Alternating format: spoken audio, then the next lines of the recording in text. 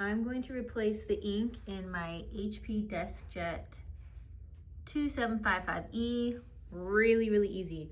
So you just open this tray, which fights you a little bit, and then you pull down this one, and it's like, oh, I don't see the ink. Well, mine had been over there. You might see them in the middle, sometimes you might see it to the right, but if you see it like over here on the left like mine is, just slide it until it's in the middle and it's accessible for you. I got these ink cartridges off of Amazon. Here is the colored one. I've already replaced the black and white one, so I'll open this up real quick. That is what it looks like. Move the one that's currently in there. You just kind of have to push it down a little and pull it out. It won't really fight you. There we go. There's the old one. I'm gonna toss that.